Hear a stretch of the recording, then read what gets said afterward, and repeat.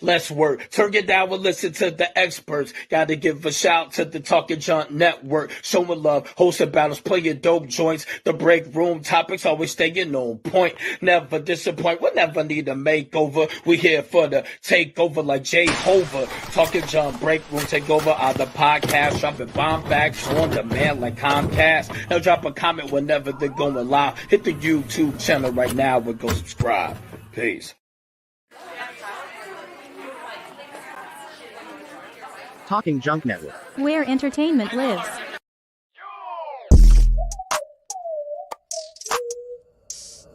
Welcome to Talking Junk. I'm your host, Jason Melendez. Live now every week. Talking Junk. A multitude of professionals in different aspects, different walks of life. You have to come on and talk junk like a normal person.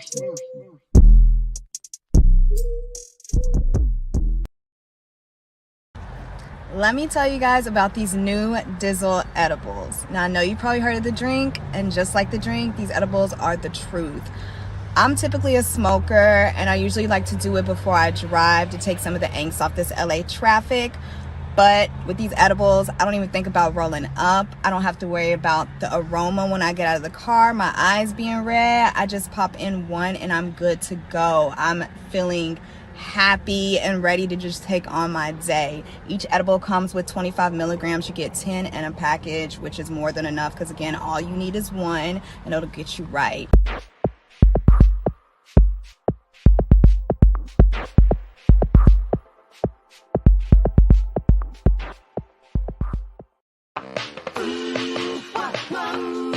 It's time for all things cereal, games with cereal. We try cereal and we let you know. So if you love cereal, we love cereal. Super cereal. We're giving away 1,000 bottles of syrup. If you go to the syrup store at syrup.com and put in the discount code free bottles TikTok, then you can receive a free bottle of syrup. Just pay for shipping. Very easy. We're going to do the first 1,000 bottles.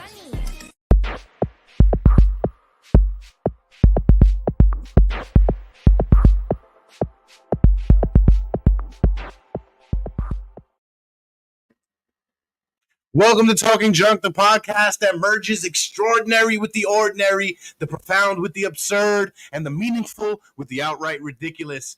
You guys join me on this adventure every week as we dive into the minds of extraordinary individuals with seemingly ordinary lives.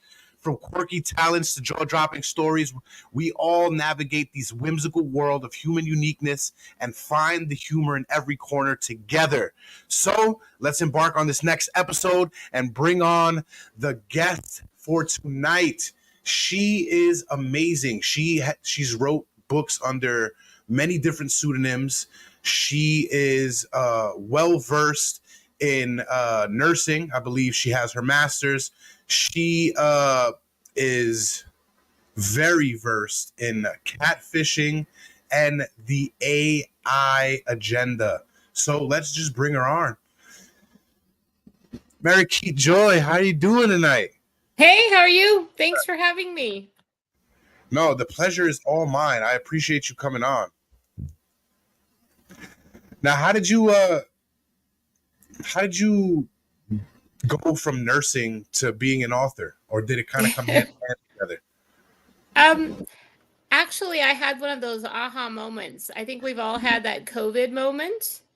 For me, I work as a nurse. I work from home, and I pretty much work 24/7. I'm a case manager and I take care of people that have been hurt at work. So if you've ever been hurt under workers' comp, I go to the appointments, I make sure you have your therapy, make sure you get your paycheck, all of that. And last year, about this time last year, I was caught in a shooting about a year ago. I was headed out to an appointment and just happened to be walking across to park my car when a guy just came barreling down and just started machine gunning at everyone. So, hid under my car. Was this event on the news? No, actually, we were shocked because there was police, 2 minutes later, and they were going down to another shooting, another 3 blocks away. So, not the best area of town, but also not a really horrible area in Maryland. It wasn't like downtown Baltimore. So that really just gave me that aha moment. We all have those where I decided, you know what? Life's too short. You got to do what you want to do. What are you passionate about? And I ran across a course on Facebook, one of those lovely gurus, and took a course on how to make books on Amazon. And over the last year, I've made 150 books. That has to be some kind of a record. Well, that's the thing about AI, and that's why we can chat a little bit about AI, because any of your audience can take a shot at this too if you've always wanted to get published. The world's wide open now with it. So there's these. Are you using AI to help you write these books? No, not to write the books, but I do a lot of art books. So I do a lot of art therapy, from zombies to, creatures coming out of your closet to kids coloring books.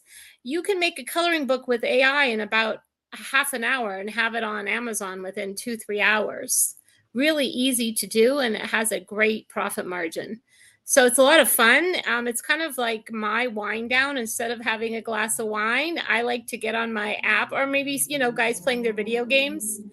The AI apps out there now are like Midjourney. That's the big AI art app. And you just literally type in a prompt like, make me a golden goose. And poof, there's this amazing image that would take you hours to sit and hand draw. And there you go. You make about 30 of them, put them together, and you have an amazing coloring book.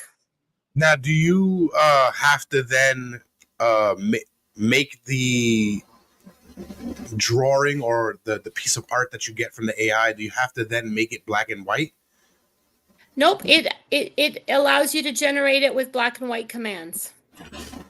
Okay. So okay. It's So you're pretty basically much all done for you. Yep. Okay. Okay. So aside from the coloring books, what other books do you have available on Amazon? Yeah. So I have various pen names.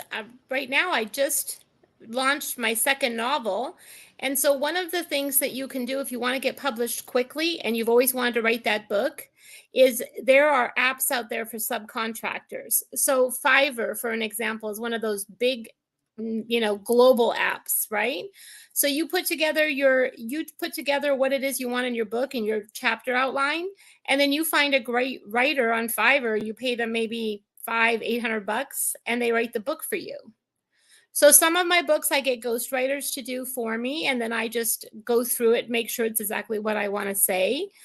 Because I'm a busy nurse, I don't have all the time in the world, but I want to do what I want to do, and that's what anyone can be able to do and still get out what you love. So I just published my second time travel romance series, which is about a female fighter pilot going back to the Civil War. I got sick of all of these Scottish, Fabio dudes on all the covers of books. And I'm like, hey, this is ridiculous. We need an American time travel, and we need a black dude on the cover. So I'm making my girl fall in love with a black slave in the Civil War, which is just a really nice little change up when women are out there, typing in all the time travel books that they're looking for. And so I collaborated with a ghostwriter, and she helped me write it. And then, a couple other just how-to books. My big one is I was catfished, don't be me. So I talk a lot about my recent story of getting catfished and help people avoid getting catfished themselves. Now, is ghostwriting for novelists a growing thing, or is it something that's been prevalent for a while? Because you kind of hear of people being ghostwriters for musicians, and you'll hear of people being ghostwriters for producers and directors, but you almost never hear of an author using a ghostwriter. Ghostwriting you think of when you think of like famous politicians, right? Or anybody that's famous and they have their ghostwriter who's doing their autobiography. That's typically whenever I think of a ghostwriter. But no, it's very much the trend now to be able to subcontract out the writing. you would kind of think, well, wouldn't the ghostwriter just want to publish themselves? But they don't want all the drama of marketing, of having to deal with all that side. They just want to be able to write. And if you give them all the material, all they're doing is just putting words to what your ideas are. They're not having to create the whole concept of the book. So it works really well together. And there's so many great writers out there now as contractors since COVID. Now, do you come up with the initial outline, plot, and summary of the book, and maybe the character structure, and then just give it to them and they freestyle it, or you kind of give them your feedback along the way? I think everybody does it a little different. I have a friend of mine who just kind of lets them go with it. Here's what you want. For me, I'm not really a micromanager. I like to see every 2-3 chapters, give some feedback. Hey, let's tweak this. Or for an example, I wanted my character not to be married in a Catholic church. She had written to put her in a Catholic church. And I said, no, I want her in a Protestant Episcopal church. So like little tweaks along the way. And so it's really a joint project. Anything you do with AI, whether it's coloring books, whether it's regular books, you're working together as a team with those contractors you use. And so you really do feel like it's your own publishing company. And like I said, the main thing is that anyone can do this. So Amazon's publishing house is called Kindle Direct Publishing. And there is so much YouTube out there. You can watch YouTube and learn very quickly how to publish your own book as far as the process. But I just want to encourage people out there to, go play around, see the art on Midjourney, see what you can do. Because I'm older, right? I'm in my 50s, and I just couldn't believe that I could type in a couple words and make this poof, amazing piece of art in a minute or two. What's your favorite piece overall that you've AI'd? Salsa dancing couple. Love anything to do with salsa. Do you salsa dance yourself? I do. I love to salsa dance. Yes. I'm not Latina. I have totally 2 left feet, as all my friends can attest to. But there's nothing like dancing like a merengue, where you're just kind of dancing around, happy music, like a circus dance. And yeah, it's a lot of fun. Listen, I'm Latino myself, and I have 2 left feet too. So don't. Oh, you do? Oh my gosh! When does a Latino have 2 left feet? Yeah, it's not something that escapes us. We some of us don't know how to dance either. I can't dance none of that Spanish crap to save my life. Well, usually when I'm on the dance floor, they're very kind to me, and they'll like dance once with me, and then they quickly go try to find another partner because they're like, okay, I was polite to you, but now let me go find somebody who can really dance. But that's okay. I don't mind. People are very anal about their dance moves. They are very anal about their dance moves. Yes, absolutely.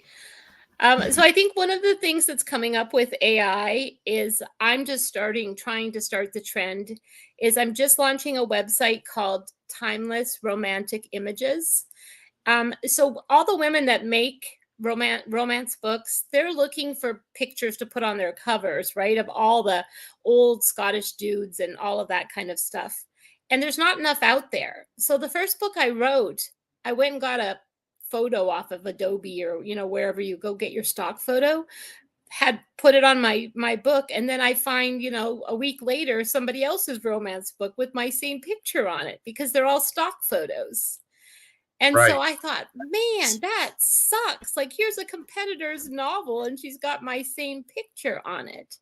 So I'm creating AI pictures that people can use on their book covers, and when I sell it to them, I say, it's a once and done. I will never sell this exact photo or copy again. And for me, they're very easy to create on Midjourney. They're a lot of fun. So there's so much, business opportunities that people can come up with. I mean, it's just starting the icing on the cake. So when I hear everyone freaking out about AI, there's so many different aspects of AI. When you talk about AI art, it's really a whole separate piece than ChatGPT. Now, you mentioned a competitor having the same cover as you. Is there something that you can do to counter that? Or do you guys just both have to kind of deal with it in that light? Yeah, if you buy a stock photo that you put on the stock photo place can sell it to 1 million people. There could be 30 books out there with the same, the cover's not exactly the same. We all design it different, but the same main person and character you could see on 30 other books out there. Now with yep, go ahead. You would think that there's some type of copyright law against that, because I know I had the same type of problem. You see, the intro in the beginning wasn't that way when we first started. I had another beat, and rapper who shall remain nameless that beat and made a song, and I stopped using it. I didn't have to. I didn't get cease and desist orders. Yeah. Chose to, just because I didn't want anybody saying I took it from him. You know what I mean? In reality, if you go back and you look at everything, I was the first one with it. Now, there was nothing I can do about it because I bought the rights to use it. I didn't buy the exclusive rights. Now, you being the author, you just hit it. You just hit it on the nail, because stock photo places such as Adobe, or in this case, it's a website called Period Images. It's the right to use it. It's not the exclusive right to use it. So 30, 50 people can buy the same image that they're selling over and over. And that's where AI is just amazing, because I can make you 30 images. I could make you 30 images that look just like you now, and in half an hour, and give you 30 different versions of you to pick from. And you could never do that before AI. Love that. 30 different versions of me. And I've done that too. I've done that before.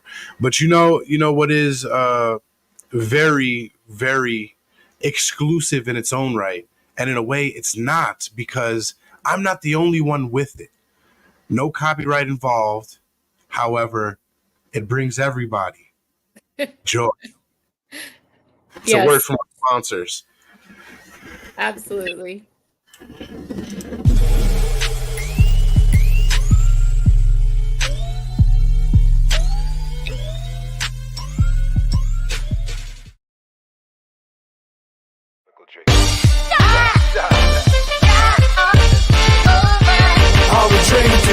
Me and my team, whenever we link up, they're gonna be drink up. We still gonna relax and have few glasses when there's things to think about. Like I'm nice with the boss when I tend to the boss, and I'm not talking drink ups. So tell the bartender that tend to the bar to please pass me a big cup up. And tell that waitress is waiting on us to put a little ice in it. Now watch the ice become weightless like the spaceships that I be sitting in.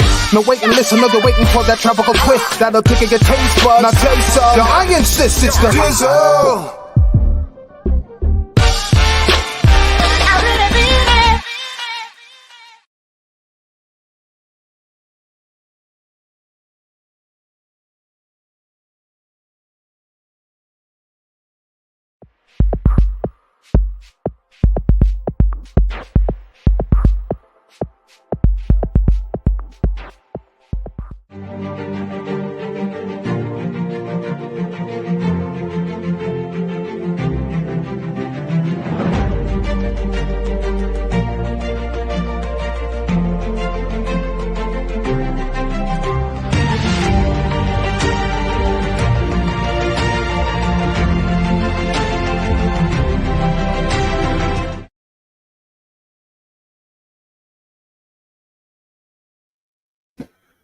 Welcome back. I'm here with Mariquita Joy.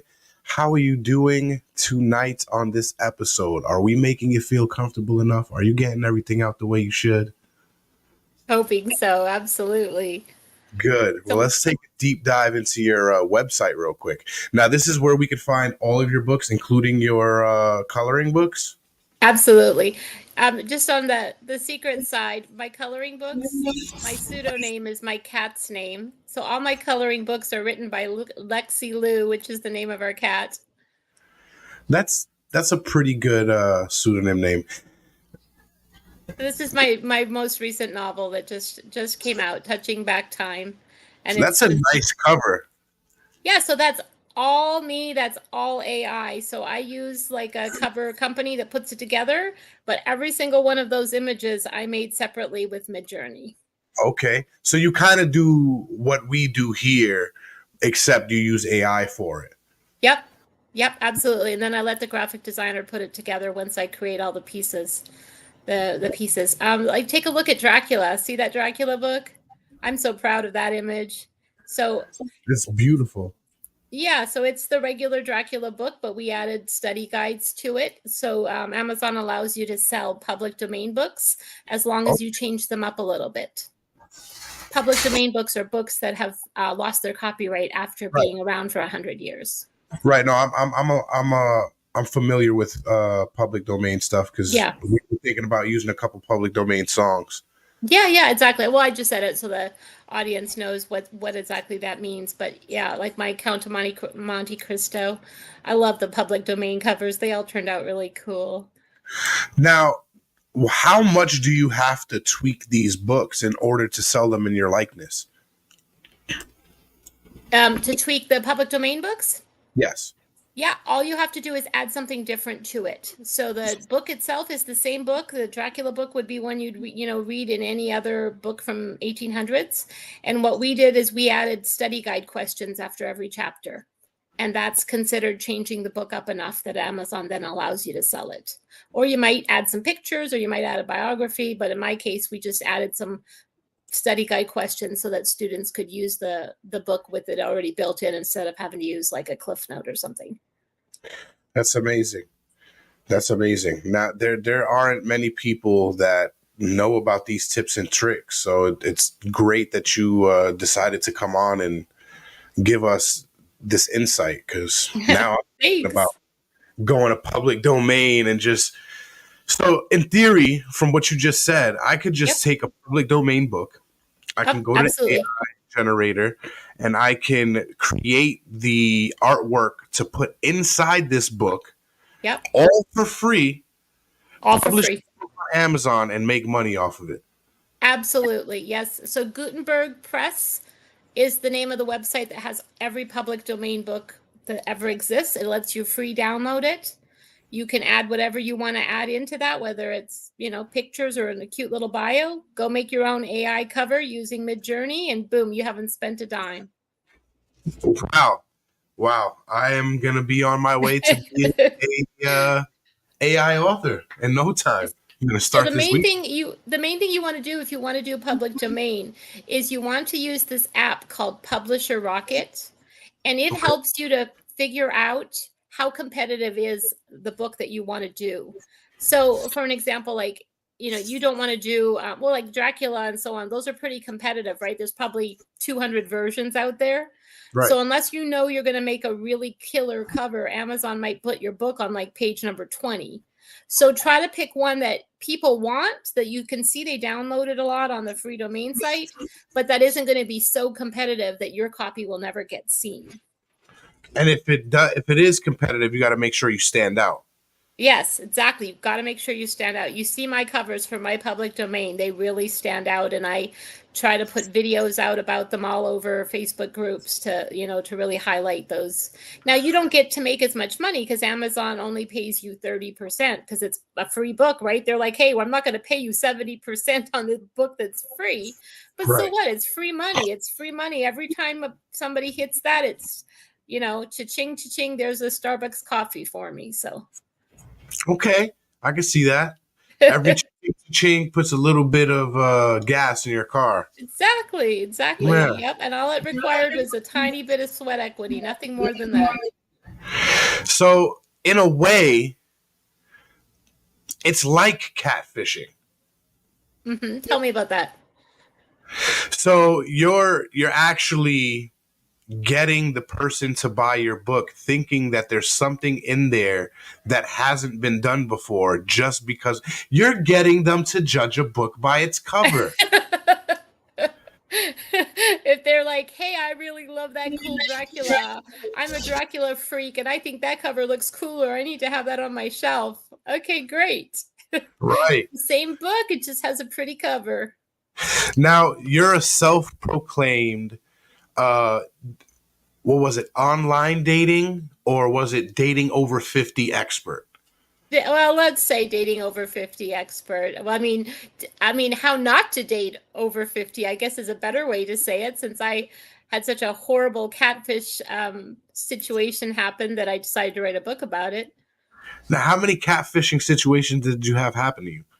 I only had one, but you get this. I'm catfished by someone, you meet on a dating site, you start chatting. once I go through the process of getting catfished and finding out that I was catfished, there's a wonderful website called Social Catfish, and they show you how to do reverse image searches. Well, I'm in my 50s. I don't know anything about reverse image searches. For you guys, you would just like do that on Google or whatever. I actually just heard about that. Okay, well, I didn't know about it. Anybody who wants to date online, the first thing you should do before you chat with anyone is first talk to them on the phone. Don't let them freaking do this chat, text crap for 2 or 3 weeks. Get them on the phone and reverse image their profile picture. So when I finally learned to reverse image a profile picture, this hot bald dude that I thought was God's gift to heaven was a male porn star. Okay, so the image was of a male porn star, but the guy that was chatting wasn't a male porn star. Was probably a teenager in West Africa where they sit in an internet cafe as a gang and prey on people. I did a lot of homework afterwards and found out that I could have been talking to a 12-year-old about my sex life the whole time. Who knows? Now, what if it turned out to actually be this male porno star? Well, that would have been an interesting situation. But one thing we don't think about is their victims, because after it happened, I went and Googled him and found out who he was, the picture, right? Not the real person, the picture. And he said, "Oh, thanks so much for writing." He said, "This has been going on for 5 years. People have been stealing my pictures for 5 years," which I wasn't surprised, because when I reversed imaged the picture, his picture was like on 500 sites or more. And most of them, like I said, with his junk hanging out, because he's a porn star and he's about guys, not about women. So, oh my gosh, you talk about a catfish nightmare. But he said people will come up to him in the street and just start cussing him out because they think he's, somebody that catfished somebody. He's like, "Hey, somebody stole my picture. Somebody stole my picture and my penis." Exactly. I was like, well, hey, like, obviously you've been out there on the web, so it's not like, if you were some little grandma who had her picture taken, stolen, maybe I'd feel bad, but you kind of were already out there anyhow. Right. I mean, nowadays people got to pay for that. Yeah, exactly.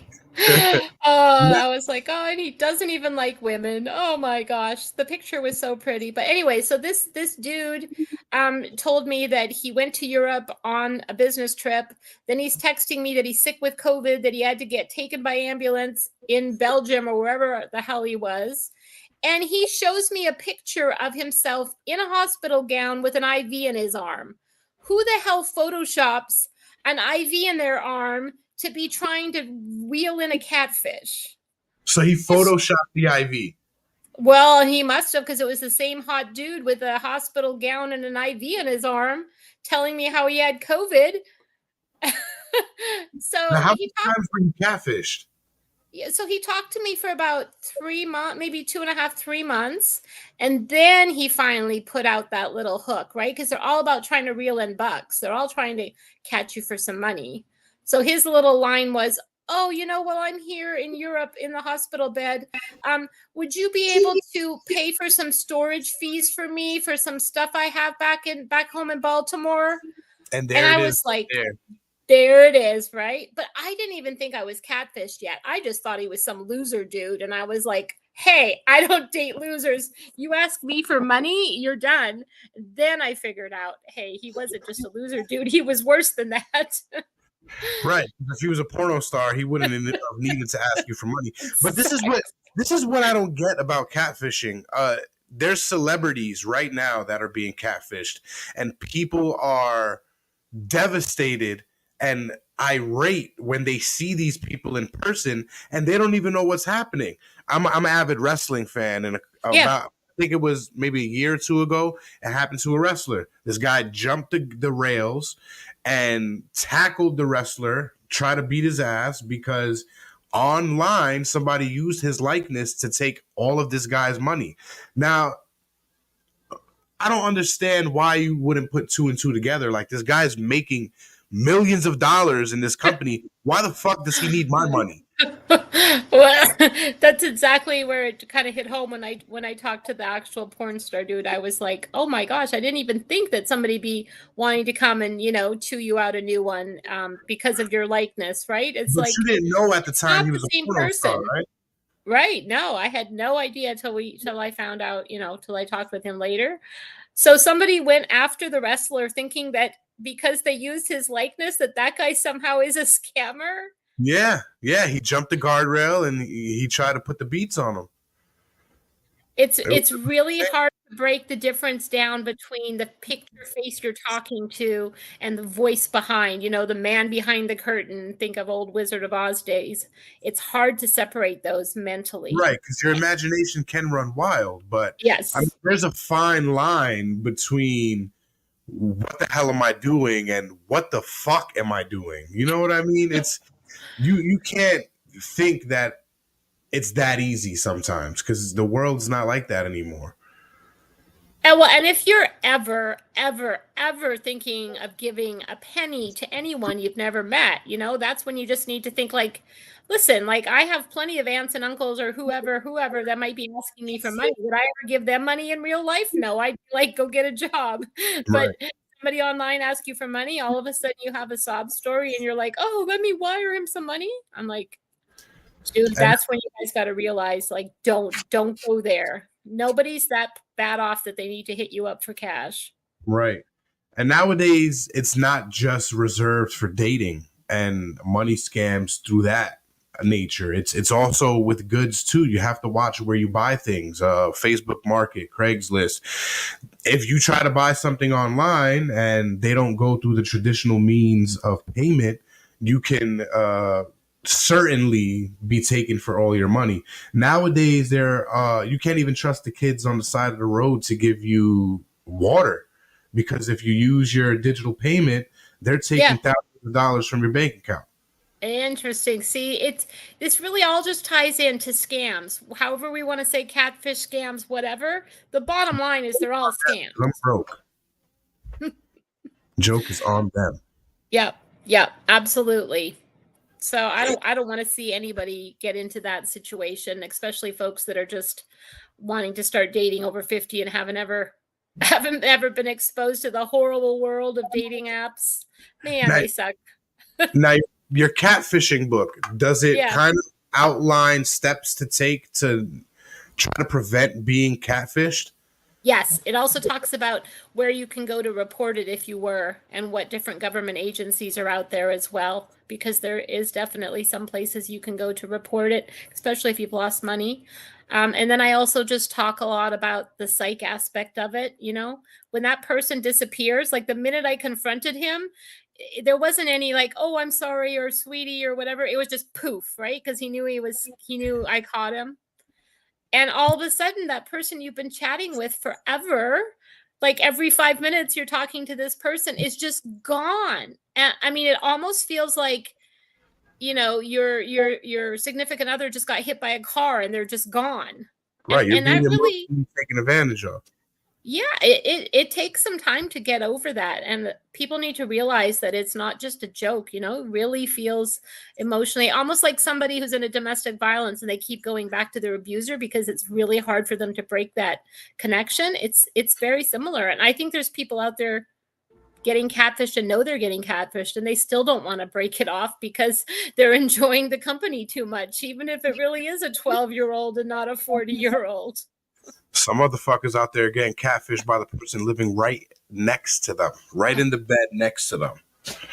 Jeez. Oh my gosh. That's just crazy, isn't it? It's insane. It's insane the world we live in. But with professionals like you coming on shows like this, we can educate the masses and try to get these people to revert to their how do I put it? To their more protective state for themselves, because you're just everybody's vulnerable, especially after COVID. Everybody's emotional. Everybody's vulnerable. We're a soft society right now. We need to get back into the curve of being the tough ones. That is so true. the Americans that these other countries despised because of how big our balls were. It's true. We all have our emotions out there. We're all isolated. A lot of people are lonely because we're so isolated, and that really makes you prime meat for a catfish. It's nice to have someone to chat with. And the thing is, they're trained, like they have psych training. I swear they have psych training because they're like the best listeners in the world. Like they're never going to argue with you. They're never going to tell you your ideas suck. They're never going to say, hey, I'm busy, I got to run to work. They're all like, oh yeah, oh that's great. Oh, you did that today. And you just you gotta think too, it's a con. So they're trying to get you to be the happiest that you can be. So not only are they opening your hearts, but in doing so, you're opening your wallets. Yes, and while it's going on, you're just thinking, wow, how did I meet the nicest person in the world? This person just totally gets me. Yeah, well, they're they're trained on those con techniques. It's amazing the techniques that they have down, especially if they are young. I would always love to get to see who the person was. It'd be so cool if there was some way for me to go, oh my gosh, it was that 14-year-old kid that catfished me. It would just be nice to know who was behind the camera. Right. And almost for you guys out there, almost 1,000% of the time, you are talking to Earl in the basement that weighs 4,000 pounds and his mother's upstairs cooking him a Hot Pocket. Well, like I was saying to someone recently, come on, right? We all know the numbers in dating. If you're a 5, you're going to attract a 5, right? You're not going to attract a 10. If you're a 2, you're not attracting a 10. Like, let's be real. Well, I right? doubt it. Nowadays, especially if you look at some of these actor, actresses, celebrity relationships, if you want to say, a lot of people are marrying above their range. Always feel like, listen, that should be a key thing on catfishing. If someone's a 10, and I mean, let's be honest, you're like a 3 or a 5 or whatever, we're just middle of the ground, and some 10 hits on you randomly on a dating site, like, come on, you better know that's that's a piece of whatever, because it's not happening. Well, thank you for coming on again. It's great to dive into all of these topics with you. You have been a gem. Now, is there anything that you would want to leave with our listeners and our viewers now and our listeners to come about anything, about AI publishing, about your catfishing, whatever you can say from your heart to help maybe spread knowledge to the masses? Sure. What would you say? Always feel free to hit me up. My website's amjbooks.com and my email's there. So if you have any quick questions, you're like, hey, I want to do this, but just thinking about whatever. I'm a nurse. We love to encourage people. So by all means, feel free to hit me up if you've got a question and you've always wanted to get a book out there. I would love to encourage you on how to get it done, because it really is easy. Well, there you have it, folks. Thank you. Thank you for coming on. It was a joy, Miss Joy. Thank you. Don't go anywhere. Let me close this out really fast. Thank you, Junkers, for coming on again. Every week, I told you we're going to have a wonderful guest. I feel like I repeat myself every week, and not on the things that I should, because I still need people to subscribe. I still need people to like and share, but I don't feed that down your throat, because I'm here to talk to you. I'm here to talk through you also. So if you get a message, if you hear a message on here and you feel like you need to spread it, spread the word. But make sure you spread the word about us, because we're not catfishing you. We are a gem, and we have tons of hours of content to prove it. We're here. We're not going nowhere. So be sure to plug in every single week right here on the Talking Junk Network. Stay tuned, because the break room is up next. We are plugging Family Game Night 5. It is going to get crazy. Stay tuned. We love you. Peter.